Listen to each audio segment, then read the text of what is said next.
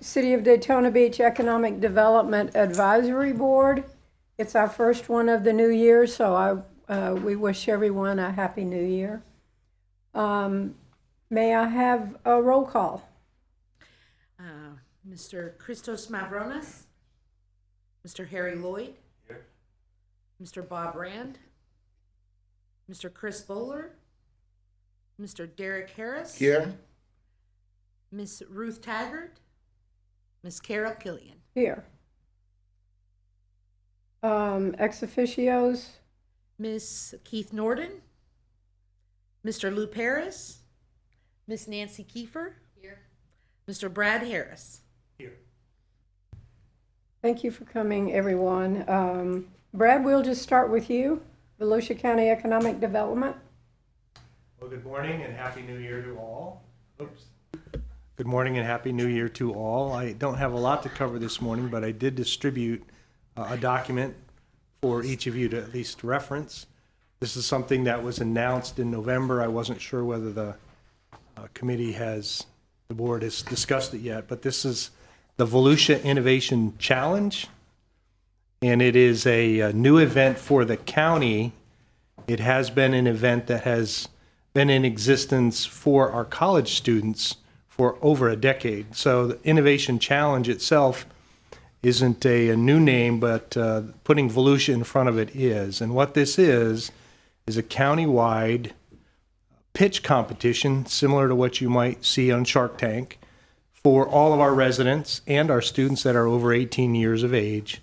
And so it's a fun event. It's going to be hosted here in the Ocean Center.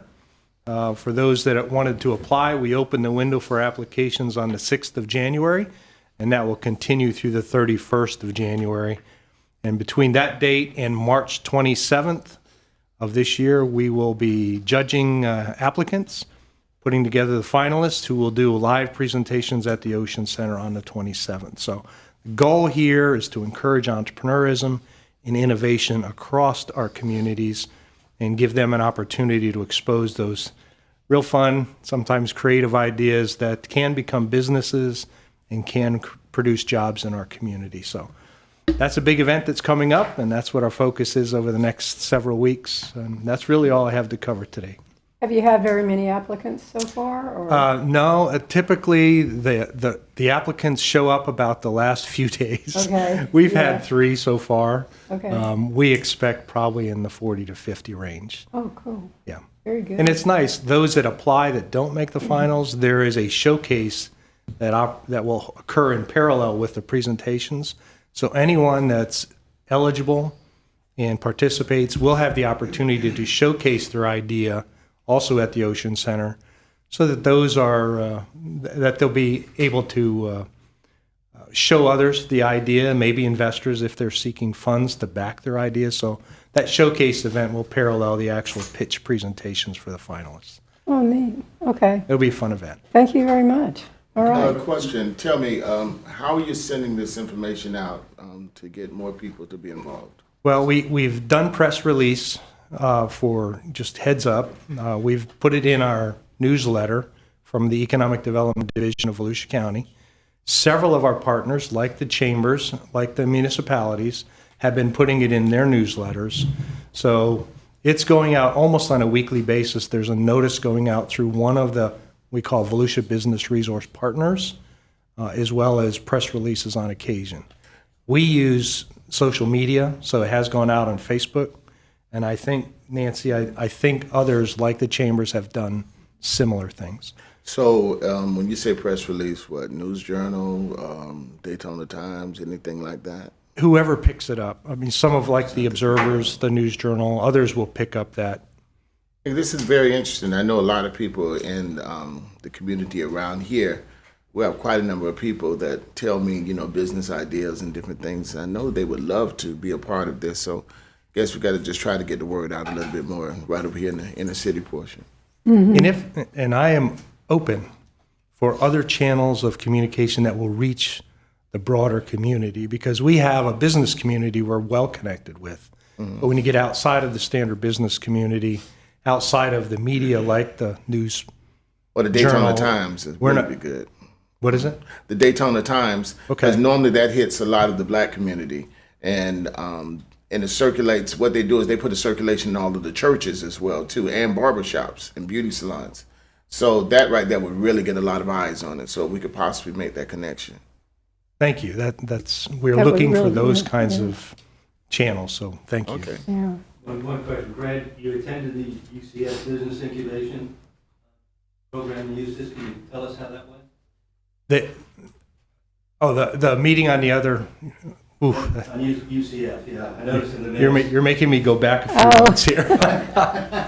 That was kind of an inaugural event for that incubator. The Eustis Incubator is a brand new incubator, so they were trying to bring in a program to try to draw attention to that and increase participation.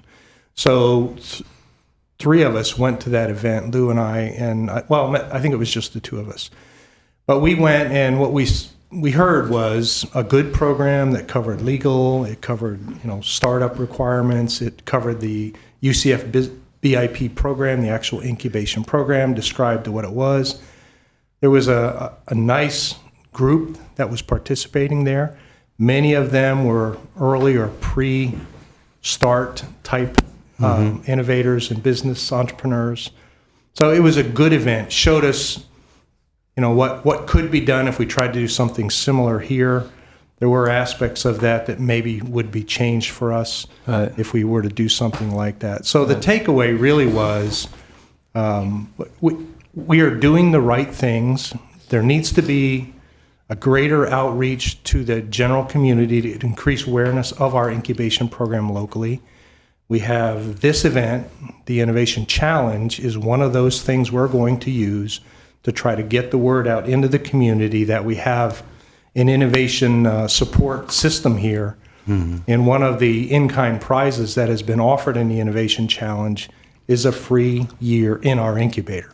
So the person who wins the competition actually has that opportunity to go in and be part of that program basically for free for a year. So we're trying to piggyback programs like this with the incubation program to try to build that up and continue to grow entrepreneurism in our community. Yeah, I think it's But it was great. a good event. It just, it didn't draw a lot of high-level, mature entrepreneurs or businesses, but it was great for those that were thinking about it, were exploring the idea with their own innovation and business ideas. I think that having communities and cities and towns come together and share ideas instead of being little isolated pockets is great. I mean, it's got to move the bar, got to move the needle, and congratulations on that. I think it's good. Anything else? Thank you all very much. Good report. Mr. Norden, hello. I'm glad you could make it today. I'm glad to. Thank you so much. It's a pleasure to see you and update the advisory board. We have numerous activities planned for the first quarter of 2025. We're very excited about SpaceCom. SpaceCom is an international national show that will be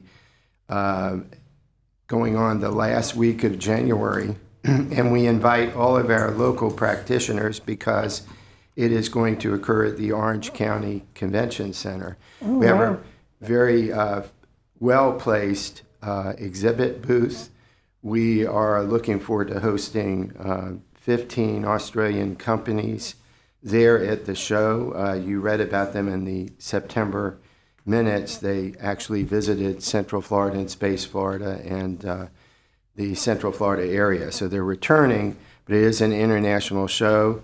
And keep in mind, you don't have to have a launch pad to benefit from the companies that are there, because all the companies that are supporting the space industry will be in attendance at the exhibit. So this is our fourth year of doing it, and it's great that we can offer it up to our local municipalities to attend. Then on March 13th, we have our annual meeting at the Maury Husseini Center at Daytona State College. We have Secretary of Commerce J. Alex Kelly will be our keynote speaker. It's excellent that he's there and that he has great connections with Governor DeSantis as being, one of his key people in his office before he transferred over to the Department of Commerce, or Florida Commerce. Then in November, I was very pleased to be one of 6 economic developers around the state of Florida to be invited to join Governor DeSantis on his international mission. So it was a real honor for Volusia County to be in attendance. Rodney Cruz was invited too on behalf of Embry-Riddle, but a huge focus on aviation aerospace, which is so important to this city and this region. So it was a very active mission. We were sometimes out of the room by 7:30 and back at the hotel as late as 11. And about midweek, a discussion of a strike occurred with the participants that were the university presidents, key people, the CFO of Florida, all the secretaries, and they basically said, "We're not going to do this," but they did anyway. So it was, but it was so many meetings and so many great high-level activities, because when you have the lead governor of any state, it brings out the top CEOs of a country. So Governor DeSantis had a meeting with the Prime Minister of Italy and decided to open an office, geographic office in Italy for economic development. So it was a very, very high-profile meeting. Rather exhausting, but, I took a bullet for the Volusia County and the city of Daytona Beach. But we also are sponsoring, we're one of the sponsors of the Site Selectors Guild annual meeting, which goes all over the country, but is going to be in Orlando in March, the week of our annual meeting. But a group of regions around the state, the utility companies, and Florida Commerce are all sponsors of a pre-event where the consultants, there are 60 consultants from all over the world, will be hosted by us, and then a day event before the official start of the meeting. But it's a great way for Central Florida and Florida to get in front of these international consultants, so we're proud to be a sponsor of that. But there ends my report, and thank you so much for the possibility to update you. Well, you don't stay very busy, do you? Well, I was running a few minutes late, but I had a late night in another location. Yes, we heard about county, that, yes. yes. Would you like to Yes, give I us? do have a new staff member. I sent an email out to our community partners. We're very pleased to have our newest staff member, Manager of Business Development and Research. And he is coming to us with a great amount of experience, 10 years of experience with Career Source Central Florida in Orlando. And so worked very closely with a similar firm, a much larger firm, the Orlando Economic Partnership, in recruitment and retention. So we're excited to have him. He started Monday. So. And his name? Frank Jones. Frank, oh, well, that's an easy name. And I started to bring him, but I didn't know what time I'd arrive home last night, so I didn't want to offer that. So I will bring him to a future meeting. Oh, good. Yes. Very good. We're excited to have him. Any questions? Yes, I did want to say I was just in Wichita, Kansas, and they've heard about all of the work with aviation and different things that we're doing here in Volusia County. So I want you to know that the work is really being known all over the country. Oh, that's great. And they're known, in Wichita for doing aviation, but Oh, the huge. yes. So, and I saw all of that, but they said what Embry-Riddle is doing and different things that we're doing here. So the word is really getting out. So Well, we're so blessed to be in our geographic location, so adjacent to Kennedy and everything Yes. going on. And we have so many companies that are, while we may not be first here, we will have suppliers in the future for the space industry. Wow. I am concerned because this is personal, but my wife would not go to sleep Sunday night into Monday morning waiting for the launch. The shuttle? And it's like, honey, Yeah. I shouldn't tell you. Okay, so I just said, you have to get to bed. I have a new employee starting tomorrow. So at 2:30, it's like, please come on. So we're excited to see that launch because that was built, this rocket was built by Blue Origin, which Blue Origin had Right. shortlisted our area several years ago before going to Brevard County. Yeah, that's still delayed, right? The one that It's went still off delayed. today was the Yes. The SpaceX. SpaceX, but Yeah. the Blue Origin one, that's 36 stories, the equivalent of 36 stories. And they say that you'll be able to see, not the initial launch, but see the rocket from as far as way as North Carolina. Oh, my So it God. should be spectacular. I guess she was right in staying up, but anyway, but we're excited about that and all the development that's going on here. So thank you so much for that Yeah, observation. that's terrific. Gosh. Thank you, appreciate it. sir. We appreciate it. Thank you. Ms. I hope you'll be Kiefer? able to come to the annual meeting Oh, and yes. hear more. Thank you. Absolutely. Ms. Kiefer? Yes, good morning, everybody. Just full disclosure, I've had a very rough start to my morning. I left my phone at home, and if anybody no. has ever left their phone, which is their life, You're panicked. I'm going from the top of my head on some of this stuff. Since everybody brought up last evening, I did want to make a couple of comments. Your Chamber of Commerce was well represented in a couple of areas last night, one of which was our Director of Advocacy, David Robinson, presented our position against moratoriums to the County Council. After a 7-hour meeting, there is a movement for no moratorium, which is important for our economic development, growth, and future here. But there are a lot of solutions coming forward, and rightfully so as it relates to flooding and infrastructure. So stay tuned because there's going to be a lot of updates to current regulations as we move forward, as we look at new development, redevelopment, and everything else going on in the area as it relates to that. We were also present at the school board meeting where our Vice President of Resource Development was presenting our Readers to Leaders program. So this is a program that came out of one of our leadership classes, and Jeff, I think it was yours.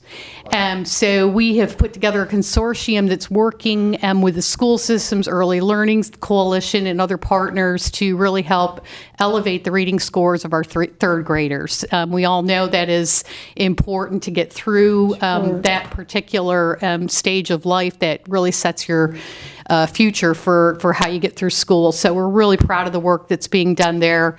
We're kind of going to be that conduit to make sure that we're linking people to the right resources and getting into the schools and helping with that particular initiative. So very proud of the Chamber's presence at both of those important meetings. We have our annual meeting coming up on February 6th. We're really excited about that. It'll be at the News Journal Center, trying to bring some people downtown. So a very exciting evening as we welcome our new chairman of the board, who happens to be in the room today. So I have to be extra good. Michael Schnappsteiler with Cobb Cole will be taking over the helm of the chamber for 2025. And it'll be a great evening to celebrate him in the future of the chamber, as well as thank Mike Sibley for his work over the past year. We've just completed a strategic plan. We'll be launching the publication of that in the next couple of weeks, so everybody can kind of see where our focus is moving forward.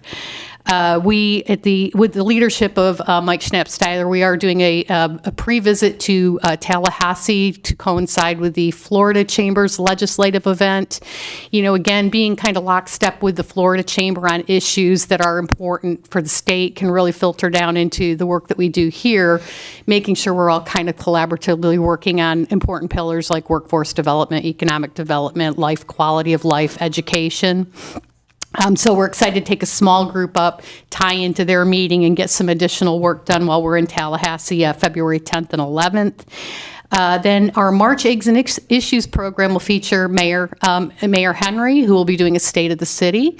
So we're excited to have him in March for Eggs and Issues. That's the second Thursday of the month. And again, I don't have my calendar, so apologize, I don't know that exact date.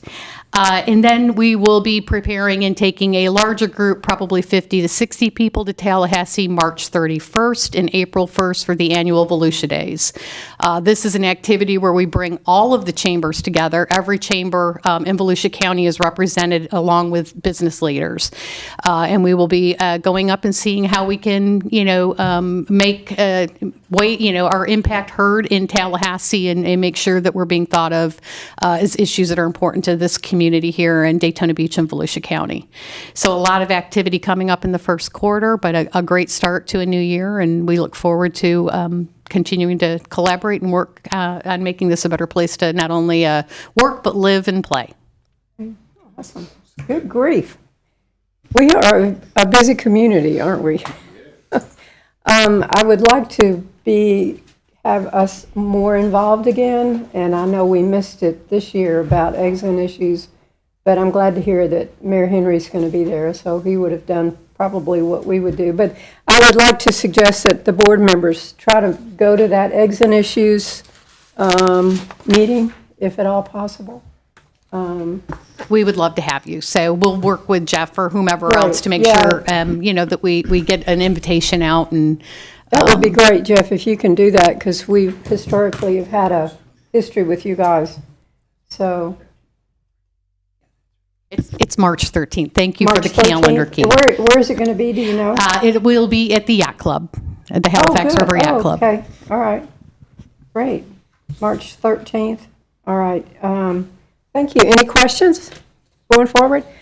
Okay, we have no old business. Our new business, unless somebody wants to bring something up. Old business, anyone? Yes, sir? I have my report I still got to do. Go ahead. I'm My sorry. report? Yes. You want to do your report? I don't have to, but if you... No, we've all got it in writing here. Yeah, I appreciate So, that. Yeah. Is there any highlight that you want to just throw out there? So there was a sheet handed to you that looks like the CO report that I normally do on the usual monthly basis, although I had to do it September 1st to December 31st, which I need to change a number there. The total permits issued was 681, and the total number of persons then could potentially be 1,471 during that last third of the year.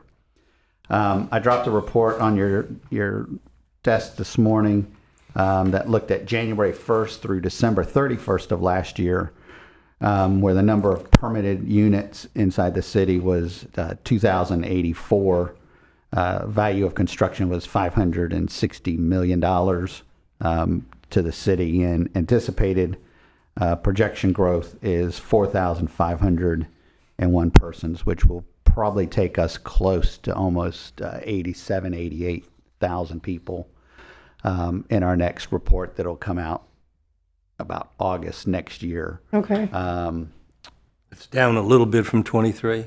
Is it down from 23? I'll have to go back and look. The issue because I remember first year I was here, I did a comparison across, I think it was several years. The city has changed its permitting program. Yeah.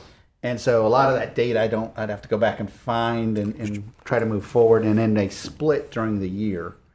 I think it was 23, we rotated from the old system to the new system. So I don't have a good number for 23, unfortunately. Just curious.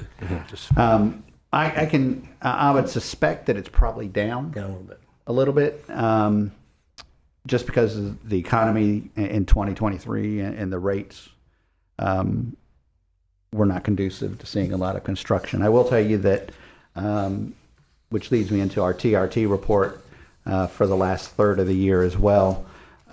We are seeing 2025 is a much more robust year at TRT than what it has been for the last year.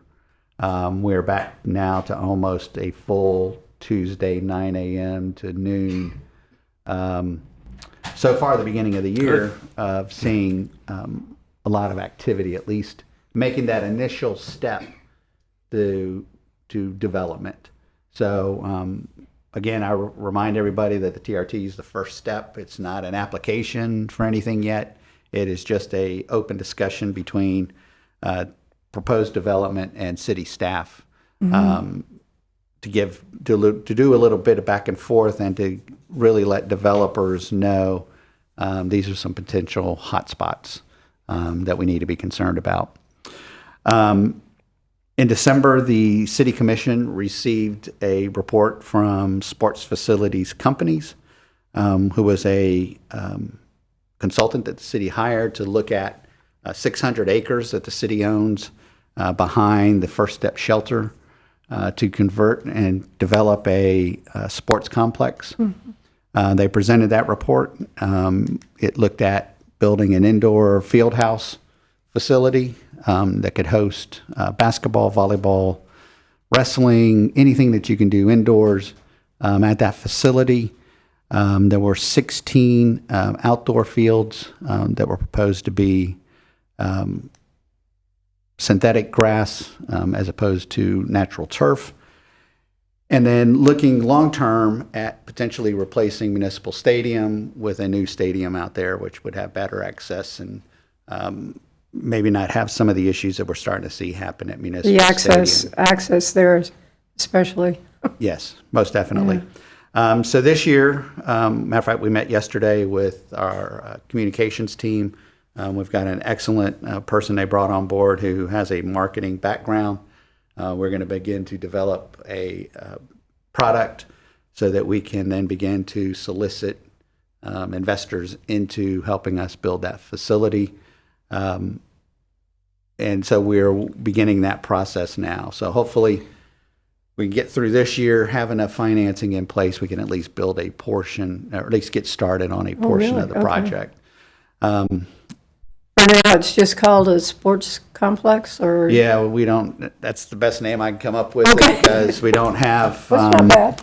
you know, if anybody's watching or happens to see this, we are considering naming rights and we'll consider all of those. And we will be having those kinds of conversations in the upcoming year.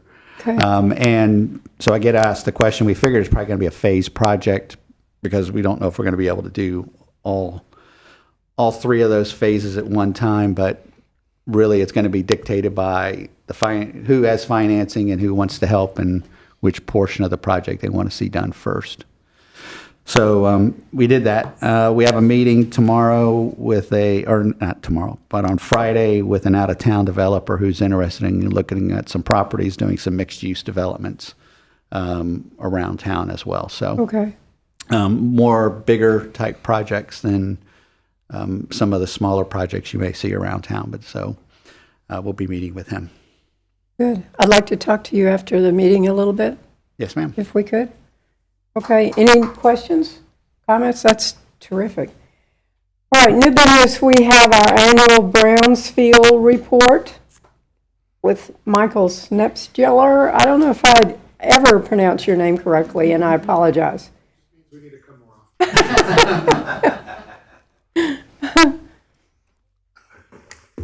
Good morning, everybody. Michael Schnapps-Tyler. So Schnapps, like the drink. Tyler, like Steven Tyler. Oh, Mary Tyler. I thought Yeah. it was Giant. No, the J is silent. So Okay. Schnapps, like the drink. Tyler, Mary Tyler Moore, Steven Yes. Tyler. Okay. We got it. Good. All right. Yep. So Michael, and with me today is my colleague Jessica Gow. We both work at Cobb Cole 1 Daytona Boulevard, Suite 600. Doesn't roll off the tongue as easily as the old downtown address, but we still love it there. For those of you on the Economic Development Advisory Board, something the city did about 15 or 16 years ago was made you all also the advisory board for all brownfield redevelopments that happen in the city. So what we like to do with our projects is meet on at least an annual basis with our advisory boards to talk about what's going on with the brownfield sites that you all have in your communities. So Jessica and I are here today to present about three brownfield sites that were in existence prior to the end of 2024, and then provide updates on 2 new sites that we're working on towards the end of 2024 and the beginning of 2025. And we'll start typically with an overview, just a refresher about what brownfields are, how the program works, what the advisory board is, and then we'll talk about our sites. Jessica will handle the presentation on 3 of the sites. I'll handle the presentation on 2 of the newer sites. So I'll do more of the refresher, and then Jessica will dive into a lot of the details on the projects. So just taking a step back, brownfields are properties that are having trouble being redeveloped because of known or perception of environmental issues at the site. So, just think about the corner gas station that's just kind of sitting there vacant, or the old dry cleaners, the old manufacturing facility. Maybe for sure something happened there. Maybe there's a rumor that they used to dump stuff out back. But that's generally the textbook definition of what a brownfield is. We think something might be going on there, and because of those issues, it's having trouble being redeveloped. And so the Florida statutes also has a definition of a brownfield area, which is one or multiple of these sites which have been designated by a resolution by the city or the county, depending on where it's located, as a brownfield area. And so, like I said, about 2 decades ago, Daytona Beach designated some large brownfield area tracts, some areas where the city felt like it was important to target for economic development and redevelopment. And then in doing so, established this board as the advisory committee for those properties. So the way Florida's brownfield program works is after that area is designated, a local government, a redeveloper, a nonprofit can enter into a contract with the state. And that contract is called a Brownfield Site Rehabilitation Agreement. It is a BSRA, is the acronym. We use lots of acronyms. You'll see them throughout the presentation. We've got some funny ones. BSRA, PERFBUSser, person responsible for brownfield site rehabilitation. That's the party that signs the contract. So it's a voluntary agreement, but it does require at a minimum that party follow the same rules that apply to anyone who caused the contamination. So you step in, you say, I'm going to clean this up. I'm going to act as if I created the problem. I'm going to come up with a solution to clean it up. So that guarantees to the state that, not only is someone coming in to buy the property, but they're also going to do all the testing work, all the investigative work, all the remediation work that needs to be done to make sure that any redevelopment that happens is safe for that community, safe for the people that are going to live there, people that are going to work there, whatever the redevelopment plan is for the project. So it's not only focused on what's going on above the ground, but really focusing on what's going on below the ground. So this just kind of summarizes how that process works. For your all's knowledge, as the Economic Development Advisory Board, there are certain incentives that become available by entering into the Brownfield program. So one incentive is a job creation bonus. So you can receive up to $2,500 per job in tax refunds for cleaning up and redeveloping a brownfield site. So if just an easy math example, if you're creating a new industrial manufacturer coming into town, you take an old landfill and clean it up, you're creating 100 new jobs, you can apply for a $250,000 job tax refund. And what's really neat about the refund is it's one of the only incentives in Florida that applies to all taxes that the business will pay, but it doesn't get refunded by the local government, it gets refunded by the state. So let's say you paid $50,000 in property taxes to the county. The state, you show that you paid those taxes, the state will refund you that money. So it doesn't come out of the county's pocket or the city's pocket. It's all done by the state. The loan guarantee program went away. It's been phased out. It still exists for the parties that entered into the contract, but at a time you could enter into an agreement with the state and get a loan guarantee of up to 50% of the development loan. If it was affordable housing or healthcare, 75%. So lenders are always kind of worried about, entering into loan agreements when there's a contamination issue. So this program, like I said, it's sunset now, but there's still some active contracts, allowed you to go to your lender and said, the state is going to guarantee half of this loan, which was a nice little incentive. And then there is a sales tax exemption on building materials for mixed-use developments that have an affordable housing component to it. So if the project qualifies as affordable housing, you can get a nice 7% refund on the building materials that you were going to build into your budget anyway. So there's some unique brownfield projects that Jessica and I are working on where we're really hopeful they'll be able to take advantage of that incentive as well, because that not only helps the developer, but with a lot of these affordable housing developments, not having to pay that sales tax means that the rents will be lower for the people who are living there too. And then from a environmental kind of non-economic development perspective, the main three incentives for the Brownfield program are an actual regulatory framework, a set of rules to follow for how the cleanup works, and that's in the Florida Administrative Code. The DEP provides expedited technical review. Each step of an environmental cleanup involves review by the state of the work that's done. So they have a team of people who reviews brownfield sites so that the reports don't take 6 months to review. They typically take 30 days to review so that the project can move along faster. And then for us lawyers, liability protection is always something we're concerned about for our clients. If you've agreed to clean up the contamination, you shouldn't have to worry that someone's going to sue you over it because you've already agreed to clean it up. So the Brownfield program provides liability protection that says as long as you're doing what you're supposed to do, you can't be sued by someone for owning a contaminated property. So that's a really important consideration as well. And then what keeps Jessica and I very busy this time of year are brownfield voluntary cleanup tax credits. This is the main financial incentive for cleaning up a brownfield. The state awards up to $35 million a year in transferable tax credits equal to the cost you spend to do the cleanup each year. So every January, we work with our clients on applications to the state to ask for tax credits equal to a percentage of the work they did in the previous year. So right now we're working with each of our clients. We're looking at all the proposals they received, the invoices, the payments they made, and submitting applications to the state to say, here's the work that was done in 2024. This is the tax credit that they qualify for. And when the state issues that tax credit, it can be transferred one time. So nonprofits and local governments can also participate. And two of the examples we're going to share with you today are projects that are being done by Bethune-Cookman University and Embry-Riddle.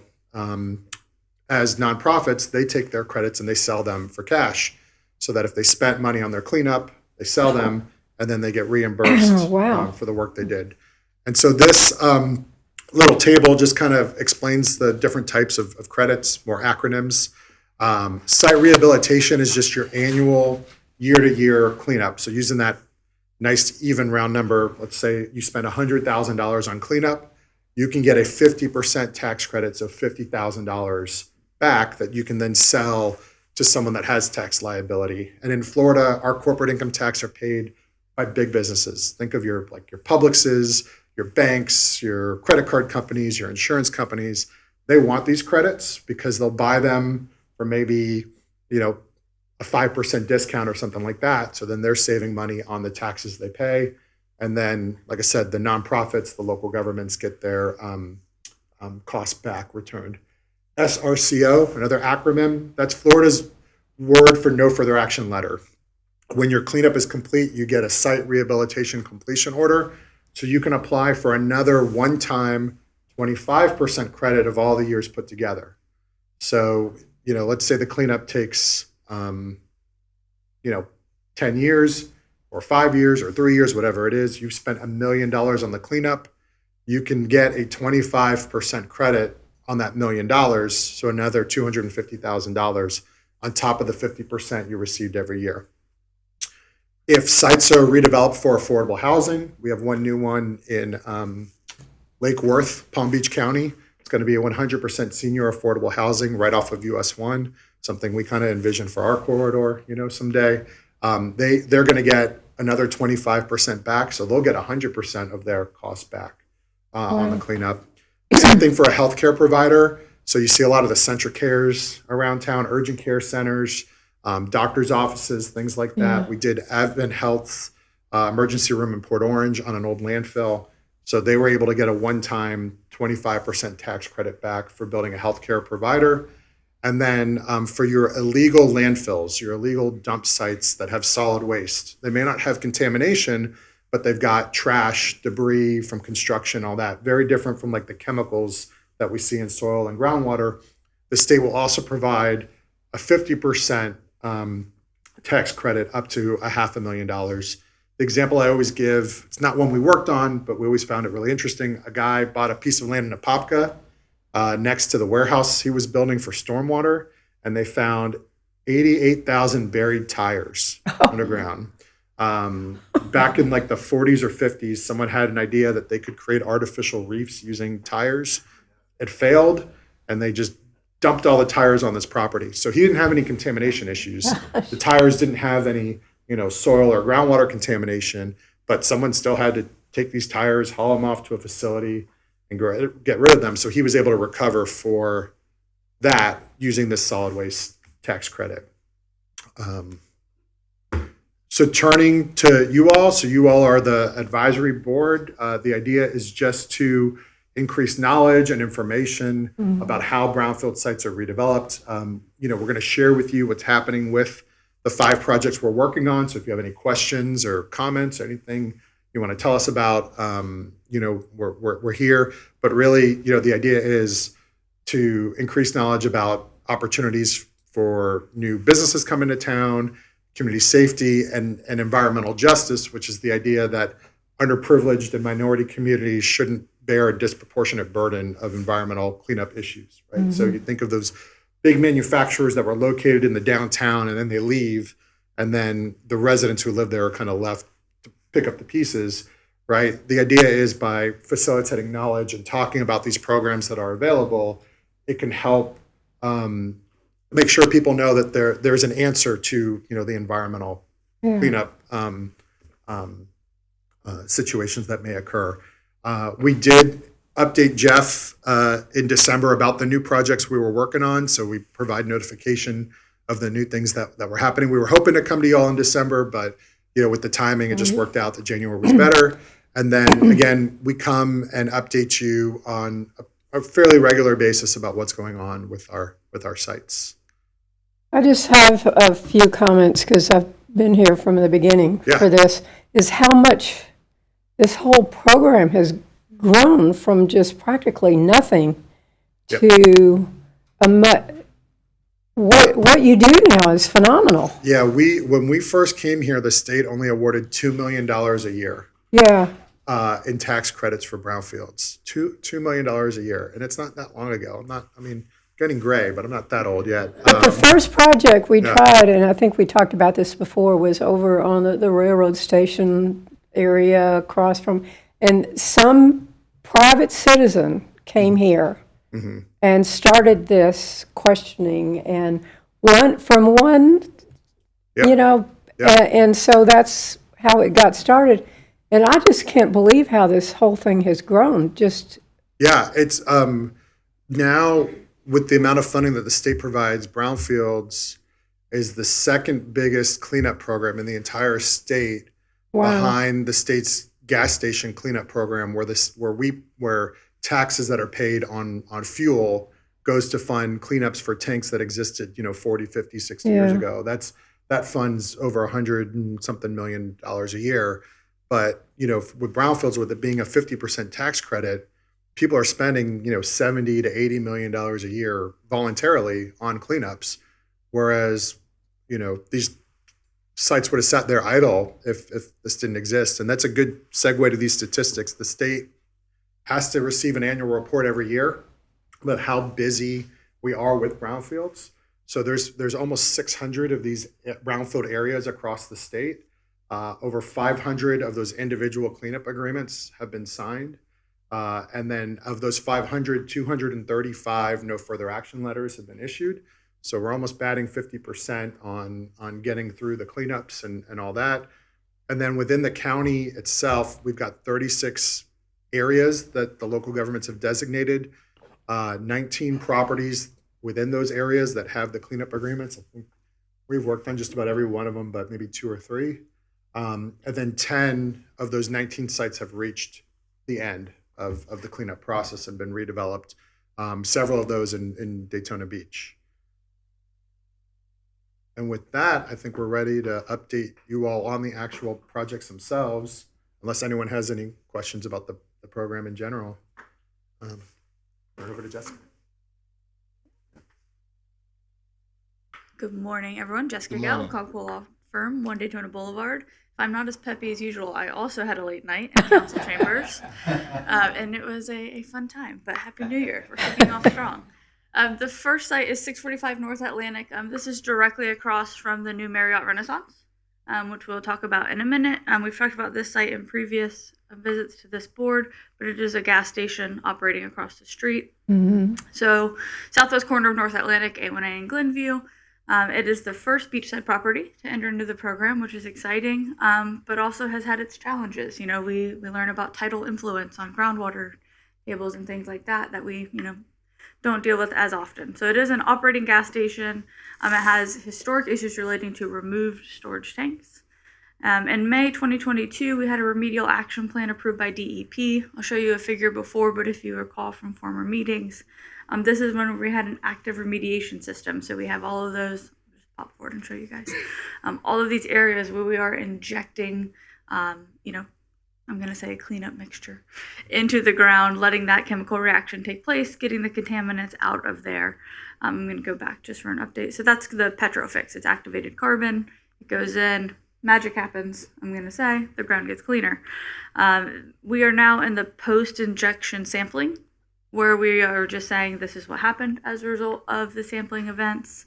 And we are hoping to submit a closure plan to FDEP to get this one over the line to regulatory closure this year, which is really exciting. Like I said, that's just a figure from the active remediation plan showing where all of those injections occurred. The redevelopment plan, like I said, this is right across from the Renaissance. They are open. It is beautiful if you haven't been there. The restaurant is open, cast and crew as well. A shining jewel, I think, on our beach side. The future land use for this site is retail. The zoning is BR1, and so we're hoping to tie this into the kind of overall redevelopment of that area down the road. Like we said, there is a current operating gas station there with a lease. So that one is close to the finish line, which is exciting.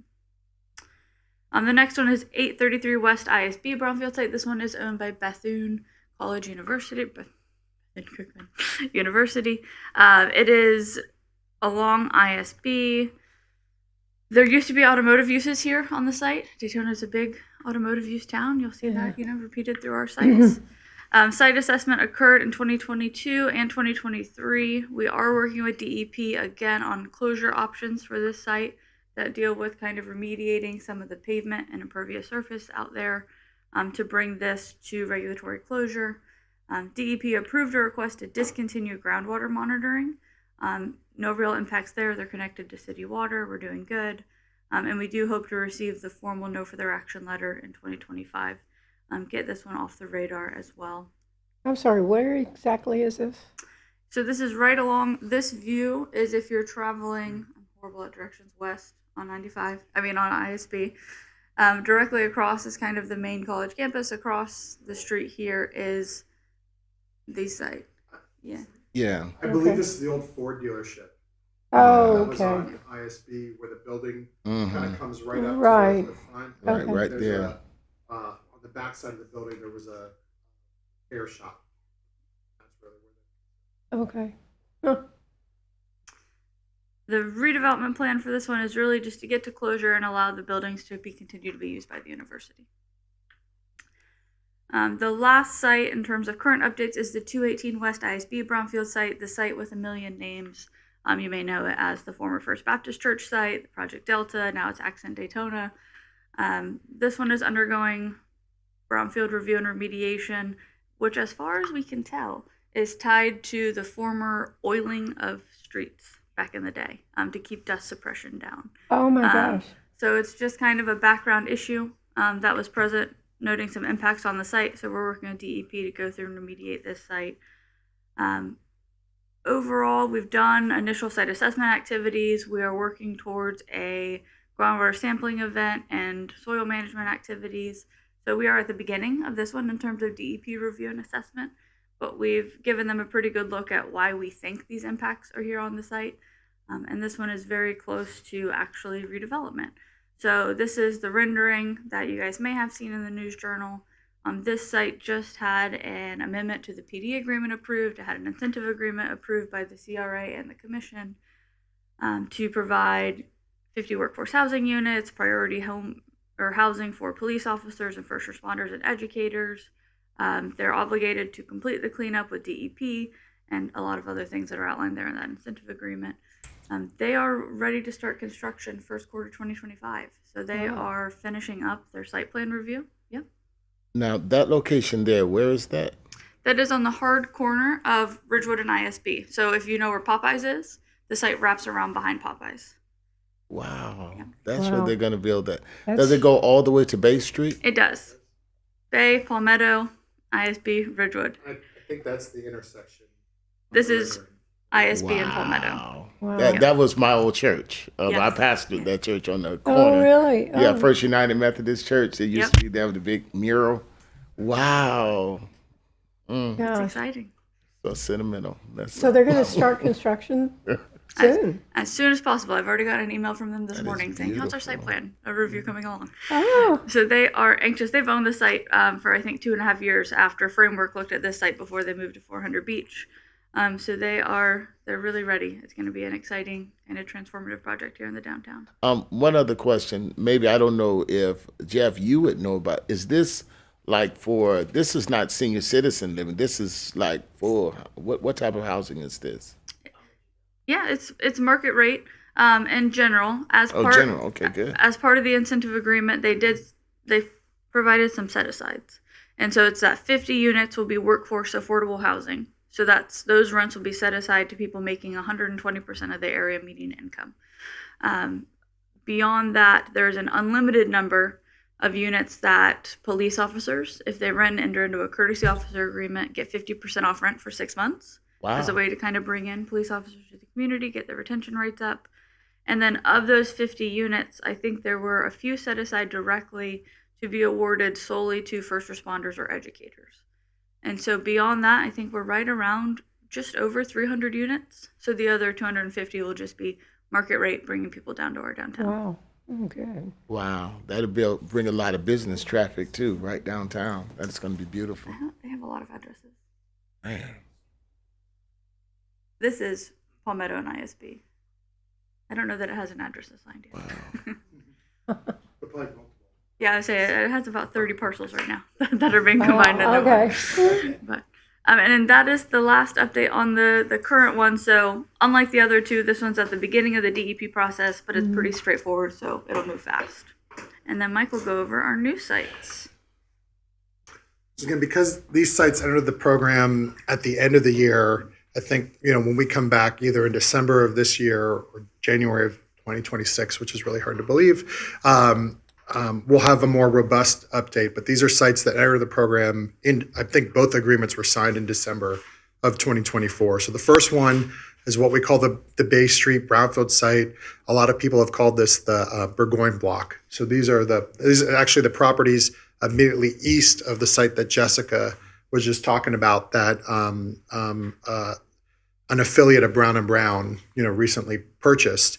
And so during our due diligence on this site, we discovered very similar soil issues to what occurs on the adjacent site. And again, the most likely culprit is, and it was actually a News Journal article that led us to the issue, is when these were alleys back there, they used oil to grease them so that the dirt roads and alleys would stay solid and wouldn't get kicked up as buggies and carriages and cars and things were first coming across them. And so the main issue is soil, because the paving that subsequently occurred kind of locked that impervious surface in. And so water wasn't coming in and pushing all the contamination down to the groundwater. So we've done extensive soil and groundwater initial due diligence, talked to the DEP about it.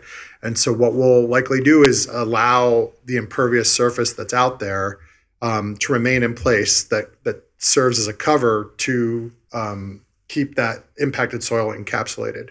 so that there's really no risk that, a kid could get hurt out there, because of exposure to the issues or anything like that. And so we think that's a good approach, a good business-minded approach, but also one that is acceptable in the DEP regulations that doesn't involve, tearing up the whole site, removing all that parking area that, we all covet for downtown, digging up all the soil, bringing in clean fill, regrading it and all that. So we think this is a good approach for that site. And we look forward to continuing to update you on that as we hear what the plans are for the area. The other site is one that you might be familiar about because the city signed a brownfield cleanup agreement for this site almost 17 or 18 years ago. And this is the old Clyde Morris landfill at the corner of Bellevue Extension and Clyde Morris, so just off the airport there. The city has been the responsible party for several years. And in December, the city and the university, Embry-Riddle, agreed that the university would join as a responsible party to help with the cleanup. So they've helped develop a cleanup plan for the property, which will involve management of soil, removal of the contamination that's impacting the site, and using a groundwater use restriction, because public utilities are all there to say no one's going to put a drinking water well or something like that on the property. And so site plans have been submitted to the city that would allow this property to be part of the CC and Hyatt Brown development that Boeing is coming into, that I think, those of you who've been involved in economic development for a while know that building is almost done, and everyone's really excited to see what's going to happen there. So this will be part of that project eventually. I think, maybe some parking to start with, but then part of the continuation of Embry-Riddle's Research Park, which has just been an incredible success. But again, this area, this Clyde Morris and Bellevue area, were historic landfill dump areas. And the city has, maintained responsibility for that for several years. But the university is here to help pick up the pace, help shoulder some of the financial burden for the cleanup, and then being able to take advantage of those tax credits and things that we've talked about, I think will be, a huge benefit to not just the city, the university, but again, with that economic development component, a huge win-win for everyone. So excited to be part of the team that's helping with that. And like I said, we'll be coming back to you, as this one progresses with more updates. The existing material that was in the landfill, Yeah, what happened to that? it's still there. So what we've done is we've developed what's called a soil management plan, which so when you have these landfill sites, and we've worked on a few of them, you've got to come up with a plan, and DEP has a guidance document for how to manage these landfills. So you've got to do what are called test pits. And so you come out essentially with an excavator and you open up the landfill itself to see where the debris is. Because if you just take like a soil boring, right, and you hit some concrete or you hit some wood, it's not going to tell you how far it goes because the boring hole might be this big, right? Mm-hmm. So you typically would dig a trench to see where it starts and stops, both horizontally and vertically, and then come up with a management plan for how you're going to excavate it, how you're going to test it, and then based on that testing, that will determine where it can go. Can it go to a C&D landfill because it's construction and demolition debris? Is it municipal solid waste like household trash or things like that, so it could go to your typical county landfill? Or is it commingled with impacted soil such that it would have to go to a contaminated site landfill, just like you would take, contaminated dirt? Mm-hmm. So we developed a plan. It's been submitted to the DEP on how we're going to do that excavation work, how we're going to do that testing work, and how we'll manage it to move forward. So we're hopeful now that we're in the brownfield, now that the university is also in the brownfields program, it'll get that expedited technical review, and then we'll be able to go out there and implement shortly after approval. Yeah, so it will be removed, and because the organic material will eventually break down over time if you're going to build on it, so they're going to take it out? So it'll really depend on what's it there. is. Yeah, so some of it structurally, actually with the concrete, if it's not contaminated, what we love to do is bring a concrete crusher out there, use it, reuse it, recycle it, keeps it out of the landfill, Right. And it's suitable material. If it's not suitable, yeah, it'll have to go. So, like I said, it really depends on what we find. But that site is unique because even before it was a landfill, there was a manufactured gas plant there, and so Yahoo. the whole kind of region was used, over time for various landfill activities. And so there are several properties out there, that have been identified as potential former landfill sites that, have been managed in different ways. Wow. So what's the time frame? As fast as possible. That's it. I mean, honestly, because of the Boeing project and the desire for corridor. If you see, the county has done a lot of work on the airport along the Bellevue extension Yeah. to move things along. And so this is kind of one of the holes in the donut, so to speak. So we want to move quickly.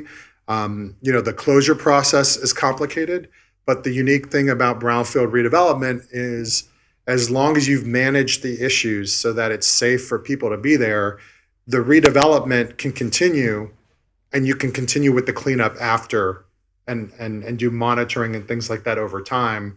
And so that way the cleanup doesn't get in the way of the redevelopment. So you can build while you're cleaning. You can build while you're cleaning. Yep. And that's often there. Jessica and I joke around a lot about this. There comes a time in every project where we take the architect, the civil engineer, the environmental consultant, and the geotech, and we lock them in a room and we say, don't come out until you figured out how we're going to make this all work so that the contaminated soil can be removed, the site can be redeveloped, the dewatering can occur, and then we can build the project and then afterwards monitor over time. So the example we came to you guys, I think it was last year, maybe the year before, was the Brown & Brown headquarters building, right? All the soil contamination got removed, all the groundwater impacts got removed, the building got built, and then we put the wells in and we monitored to make sure everything was still effective after. Because you can continue to do that groundwater portion of it as long as you've managed the risk and still allow the site to be redeveloped. So I know I asked you this before, but I forgot. Where do you take the highly contaminated? Where do you have to take it somewhere? Right? Yeah, so it really depends on whether, so there's contaminated soil and then there's hazardous. And it's very rare, knock on wood, I've only worked on maybe one or two sites where we've actually had levels where it's considered hazardous. Oh, okay. So if it's not hazardous but contaminated soil, there are landfills in Kissimmee. There's landfills outside of the Jacksonville area. There's That's landfills. right. I remember that. Yeah.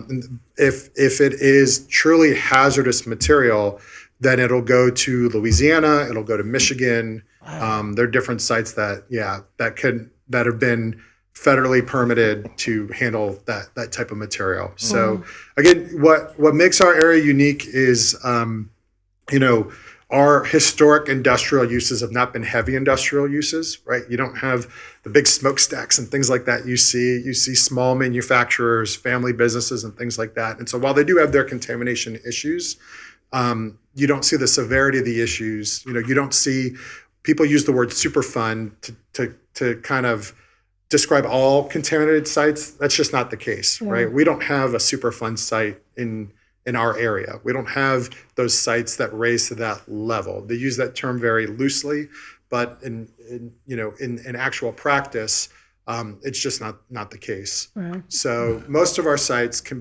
be handled or managed, with just good environmental consulting, good understanding of the rules, and a good team that can help handle it. So Okay. How big is your team that you've got? Just the two of you? All right. Wow. No, but the team. I mean, we're the environmental attorneys, Right. So we have a role, but on all of our projects, we have geologists, Well, I engineers, understand that. I just meant contractors, all with that. you guys. Yeah. This is phenomenal. You do. My goodness. Yeah, I mean, this, it's evolved over time. There was a time where this is about 2% of what I do, and now it's about 95% It's pretty of big, what I do. yeah. And so, Yeah. and Jessica as well. She does a lot of the land use work as well. But I think this is fun work. It's unique for being an attorney. It's really improving communities. We do this work across the state. We've got some really neat projects in Orlando, in Tampa, Oh, wow. Okay. in South Florida, So you've become the brownfield expert in Florida here, I think. There are several. It's a small group. We all know each other. We all collaborate. We're all friendly competitors, but I think there's enough of this work now with what Yeah. the state has done to incentivize this. There is a role for developing in areas with, natural resource issues and things to work on. But, in my opinion, for every brownfield site we redevelop, for all the redevelopment that we encourage, that takes the focus away from the areas we want to protect, right? Right, Habitat, natural resource areas. What I love about brownfield sites are the utilities are already there, the roads are already there. It's being redeveloped, so those are trips on the road that are already being captured, and it's putting the density and the people where the support for it already is, right? There's already a fire station there, there's already a police station there, there's parks nearby, there's schools nearby. And so what I really truly like about this is that we're not only cleaning up the environment, but we're putting those properties back to good productive use. Right. So- You know, Well, when I you- just appreciate you guys coming. I know this is once Yeah, a it year, really but or is. twice a year. Yeah. But it's phenomenal information, I think, anyway. So, When you put this site in the puzzle, and if you went from all the way out from there to Williamson, with the Hillwood project, with the Amazon project, with all the things, this is going to become a tremendous economic hub for that Right. portion of Pelican Bay. Doesn't like it very much, but it's going to be tremendous because the opportunities that are there by bringing this piece into the puzzle, Yeah. it kind of just closes the box. You think about different segments of our community and what it brings to the table, and you think about like ISB is kind of like the educational hub with Daytona State, UCF, BCU, Mainland, and Embry-Riddle's campus all there. I think about this area as kind of the transportation kind of hub. You think Yeah. about the aviation aspect of the airport and the research that's being there. 95 and I-4 comes together right there. So what it means for logistics and things like that, like the warehouses, it's planning is an art, but it's also a science. And to me, we're finally recognizing what our resources are, not just from not just like natural resources, but what our physical resources are in terms of the best use of our properties. Right. So I think it's another feather in our community's cap. Yeah, thank you. absolutely. Any other Thank you. questions and Yeah, awesome. comments? Thank you all so All right. much, both Appreciate of it. you, for coming. Carol, And I was going to make a comment if Sure, I go could. right ahead.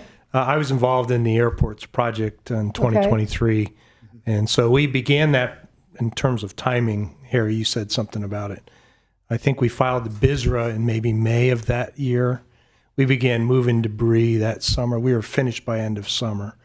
And so we've been in monitoring mode, and we have just cleared the last hurdle. I think test results were all below actionable levels. So we're about to submit request for closing that one out. Awesome. That's the property adjacent to Embry-Riddle's project by the research center. And we'll continue at the airport to chip away at that region Yeah.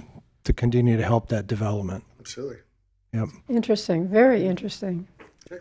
Thank you both for Thanks, everybody. coming. Take care. Yeah. Good to see you, Jessica. So, Madam Chair, kind of following up on their presentation and discussion.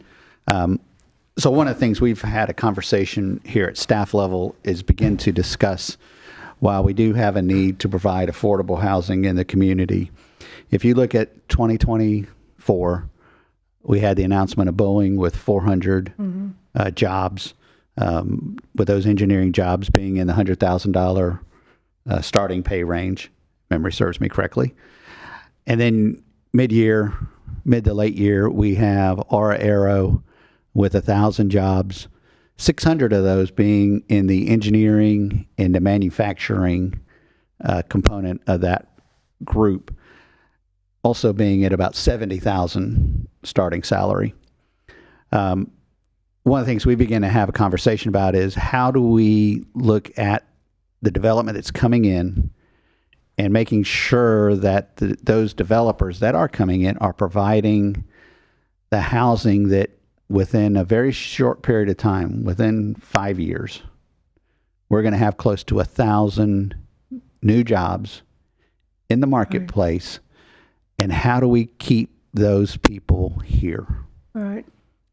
And so what's the housing that those individuals want to have and want to live in, so that we don't have, and especially dealing with recently college graduates, the allure of Orlando, and saying, well, you know what, I could live in Daytona Beach, but, you know, I want to live in Orlando, you know, I want to be able, or maybe even Lake Mary or Heathrow, or, you know, I'll live midway. How do we make sure that we can do what we're needing to be doing to keep those individuals here in the community, so that we're not just producing jobs, and in effect that money leaves the community on a daily basis and goes down I-4 to Seminole County in particular. So those are the things that we're looking at, and how do we begin to have those kinds of conversations with developers. That's some of what we need to focus on, as well as not just our affordable housing component. And if I could, just a few minutes indulgence of the board, let me go back to our sports complex to discuss some things further. So the idea behind the sports complex from an economic development perspective is, how do we build a facility, and what does that facility look like that can generate economic development for the community, while at the same time providing an opportunity for the citizens to have a facility to use during the week. And so that was our main goal. Also, we were very cognizant. We brought on the CVB as part of the review team to make sure that we don't compete against the Ocean Center, but how do we complement the Ocean Center, so that when we look at the tournaments that they host, being able to host, and I'm just going to throw a number out there, say 50 teams in a volleyball tournament, with our facility plus their facility, now we're able to do 150 teams. And so that was also in our mind. So there was really two things that we were looking at. How do we build a top-notch quality facility that's tournament level, that will help the economic base of the city, especially during the downtimes, but also provide something for the citizens available to be used at none or low cost, but then also not competing, but complementing the other facilities that are currently in the community. Excellent. That's really why I want to talk to you once we're done here, because you don't want to have structures and fields and sitting quietly in between some of these large events. That was one of the things I was going to ask about. Yeah, and that was, and that's definitely part of what our team was focused on when we were looking at and having conversations with the consultants, is we don't just want to have a facility that's locked up 5 days out of the week, and then on the weekends, it's go, go, go. Right. But how do we make this facility available so that anybody during the day or during the week, or any time that's not really used, if we have a weekend at the tournament, we're not hosting a tournament out there, that it's available for the community use as well. And so we've looked at how do we, one, make the facility as flexible as possible. So that's why I mentioned the synthetic turf. You can very quickly turn over one of these synthetic fields from a soccer field to a baseball field. Right. And so, the flexibility, but then also the ability, when you have natural grass, the turf fields, you have to give them time to recover. And so that's our purpose of looking at those. Plus, also don't have the potential of, it rains a solid week before a tournament and the fields are soggy, and we don't have that component also to deal with. So we try to envision the facility being as flexible as possible, as user-friendly as possible to not just the tournaments, but also the citizenry as well. Well, I think it's fascinating, and I hope that we can get more reports on that as we go forward. We've had a very long, very interesting meeting, and I appreciate everybody coming today and your patience. And let's read all of the minutes from this meeting. I think it'll be very interesting. Yes. So, any other comments? We'll go around the room. No. Okay. Yes. Well, thank you again. Yes. You had a comment? Sure. Yes. Well, first, just really quick, just want to say this about the different businesses that I deal with. About 30% now of the people that are coming in are working from home. Oh. And they have businesses. They work in Chicago, New York, different places like that, but they love this weather down here. And so what's happening is that just like a basic one-bedroom apartment, like $2,500 to $3,000 a month. And housing is really increasing. However, when you have those individuals that are trying to work these facilities, like if you have a sports play, you need people working at restaurants and different things such as that can't really afford $3,000 to $2,500 a month. So we really need to make sure, yes, we want to bring, and I see how fast the city is growing, and we want to bring the income in, but you're still going to need those individuals that work with implementation, that are going to be their workers. We have to make sure that we always consider being able to have some type of housing for them. I just wanted to say that. Then the last thing I just wanted to say is that we're coming up to the MLK celebration, which will be on this weekend, and I wanted to give this announcement to all of you all, and that is we're doing the scholarship banquet at the Hard Rock, which will be on this weekend, Saturday, January the 18th at 4:00 p.m. And there we're awarding several scholarships. I think each child is getting $3,500 to $4,000 apiece. We're going to be awarding those scholarships then. And then on the next day, which is Sunday, January the 19th, the entire city, they'll be at our church, my church, where the mayor and several of the pastors, even in South Daytona, Whitechapel, just Our Lady of Lords, all of them will be there. And what it is, it's called 7 Words from the King. And what I did was, several years ago, I started a program where we take 7 speeches of Dr. Martin Luther King, and each one speak for 5 minutes or so and elaborate on what Dr. King was saying. It's a huge event. Even Campbell Middle School Choir, all of them will be there. So it's a great occasion. It's going to be at 4:00 p.m. on that Sunday. And then finally, there's a big march, which we'll be having on, and that'll be at the Charles Cherry Center. And it's a breakfast first at 8 a.m., and then all of the different schools and everything, they'll be out there at 8 a.m. And then from 9:45 a.m., we'll be taking a march where all of us will be walking down the street, and we'll leave from the Charles Cherry Center and circle all the way around Bethune-Cookman. And we'll end up at the Daisy Stockton Park, where we're going to have a huge MLK festival with vendors and all types of things. So that'll all be on that Monday, January the 20th. So we just wanted to let you all know about this upcoming events. And for those of y'all that can, we'd love for you to come out. Thank you so much for that. I think it's terrific. Again, it's getting the word out to the community, though, so I hope you can do that. Anything else for the good of the day here? Yes, sir. I accept. Yes. All in favor. Thank you all. Yeah, we'll have to bring plus.